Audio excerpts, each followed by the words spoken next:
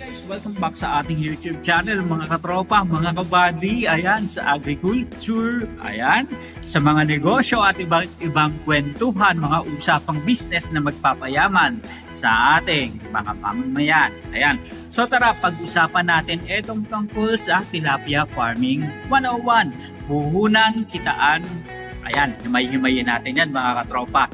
So, simulan natin. Bakit nga ba tilapia ang magandang negosyo na dapat pasukin ngayong 2026? Ayan. So guys, aminin na natin na mahal ang mga bilihin ngayon. Pero alam nyo ba na sa likod bahay nyo pala, maliit man o malaki o kahit na simple na may bakanting lote, ay pwedeng lumangoy ang pera? Pag-usapan natin ang tilapia farming. Bakit nga ba ito ang magandang negosyo na dapat nating pasukin, the fish for all masses, and sabi nga nila, ang tilapia hindi mapili sa pagkain, matibay sa sakit, at sa loob ng 4 na buwan parang babuyan lang din mga katropa, no? Pwede nang i-harvest at pwede ka nang kumita at magkapera ngayong 2026. Mas pinadali na rin ng technology. Ayan. Dahil nga marami ng mga bagay na pwede tayong gawin at pamamaraan na pwede nating i-implement sa ating negosyong aquaculture tulad ng pagtitilapia, na may himayin natin mga katropa. Ano nga ba yung mga pagkakagastusan ko dito and paano ako kikita and magkano ba yung possible na pwede kong maging income sa pag-aalaga ng tilapia? Eto na, simulan muna natin mga katropa dun sa mga backyard farmer backyard na magtilapia. Ibig sabihin nito mga katropa, saan mo ba ilalagay kung may lupa ka, maghukay ka sa earthen fan, pero kung wala naman, uso na ngayon yung tarpaulin tanks. So ibig sabihin mga katropa, may konting hukay lang, tapos lalagyan ng tarpaulin para yung tubig is nandun na mismo. And doon ka maglalagay ng tilapia mga katropa. So kung pag-uusapan naman natin, magkano ba ang pwedeng gastusin natin dito sa pagtitilapia? Halimbawa mga katropa, yung 100 square meters na backyard pond, kasya dito yung mahigit 500 to 800 na similya. Pero aminin na natin na etong mga ganito is hindi naman talaga nabubuhay lahat. Okay. Pag-usapan natin, setup cost ng tilapia. Sa paghuhukay pa lang at paglalagay ng tarpaulin is maaari na tayong gumastos dyan ng 5,000 to 10,000 pesos. Plus, ibig sabihin nito, i-make sure lang natin mga katropa na safe yung tilapia na yung mga areas na paglalagyan natin, yung hindi binaba at hindi umaapaw yung tubig kasi mamaya sayang lang yung pagnenegosyo natin at pagtatayo natin ng ganitong business, di ba? Kasi sa ganitong business namumuhunan tayo at nagpapalabas ng pera. Ikalawa pa na pagkakagastusan natin nakasama sa setup is yung tinatawag na water pump o aerator. Ito ay makakatulong para sa pagbibigay ng oxygen o magandang quality ng hangin para sa ating mga tilapia. Maaari tayong gumastos dito ng 3,000 pesos. And mga katropa, yung iba pang net at iba pang mga gamit na maaari nating pagkagastusan is maaaring umabot ng 2,000 pesos o higit pa. So overall total setup, sabihin na natin na malinis at maliwanag na minimum na maaari nating gastusin is 15,000 pesos. Ibig sabihin, ito yung initial na capital na maaari nating ilaan sa pagsiset up ng ating fund o tilapyaan. And ang ikalawa naman is puhunan sa operasyon. Ano ba yung totoong gastos sa pagpapatakbo ng tilapyaan? Remember, pinag-uusapan natin 4 months bago natin maani ang mga tilapia na similya pa lang na palalakihin natin mga tropa. So pag-usapan natin yung monthly gastos and per cycle na gastos. Sa isang 4 cycle para sa 500 to 800 na tilapia o similya. So ibig sabihin yung similya fingerlings is 150 hanggang 2 pesos bawat isa. So 1,000 to 1,500 depende sa kung gaano kalaki yung similya ng tilapia o fingerlings na ilalagay natin sa ating mga tilapyaan.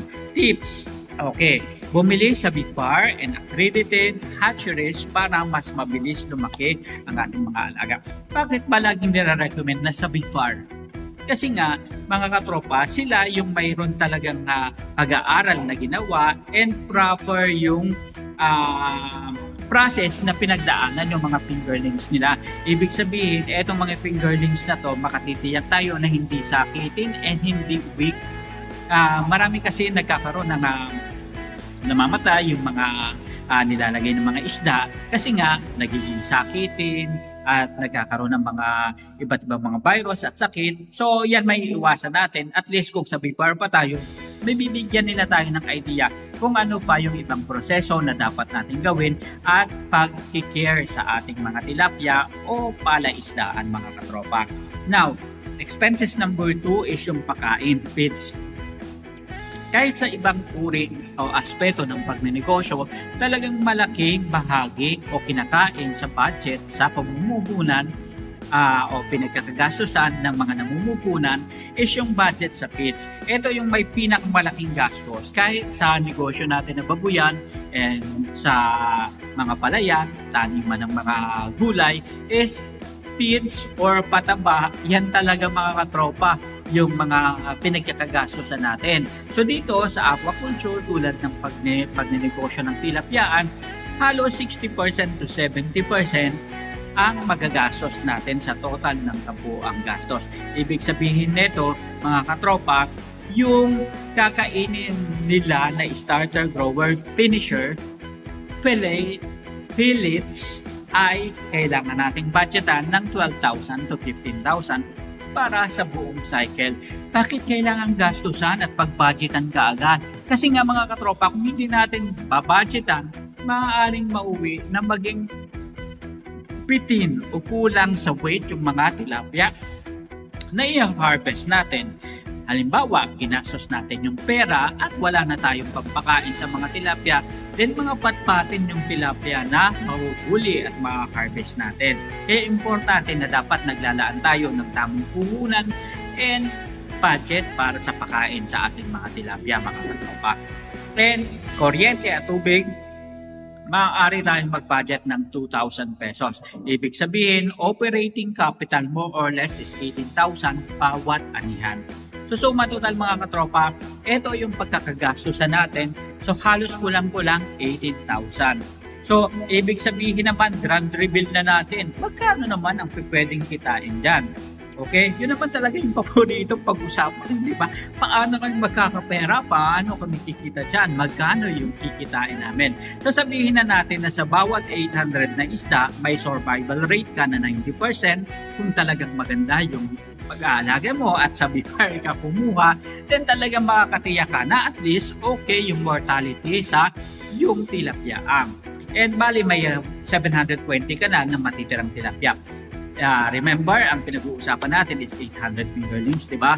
And pagkalipas ng 4 na buwan, ang bawat isa ay maaaring kumimbang ng 250 hanggang 300 grams.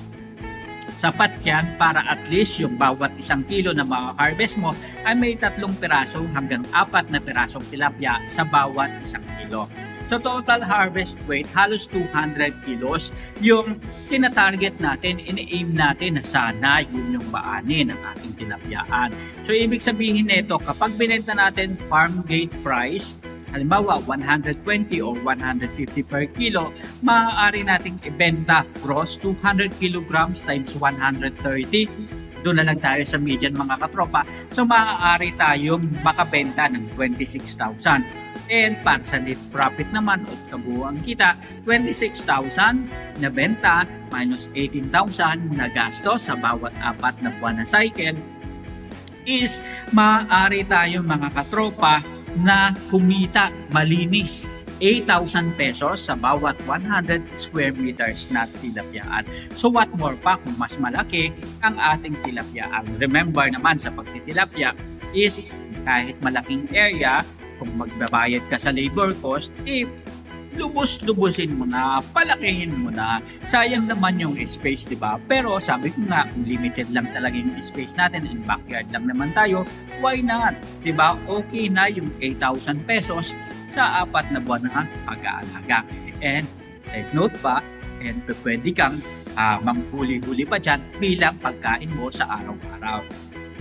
So tips para sa tagumpay. Okay, bago kayo sumabak sa palaisdaan, ang isda ay parang baby rin yan. Kailangan ng malinis na tubig at tamang oxygen and huwag tipirin sa feeds. Kung gusto mo talagang magkaroon ng mabilis, maganda, matatabang harvest, then pakainin mo ng maayos ang iyong mga tilapia.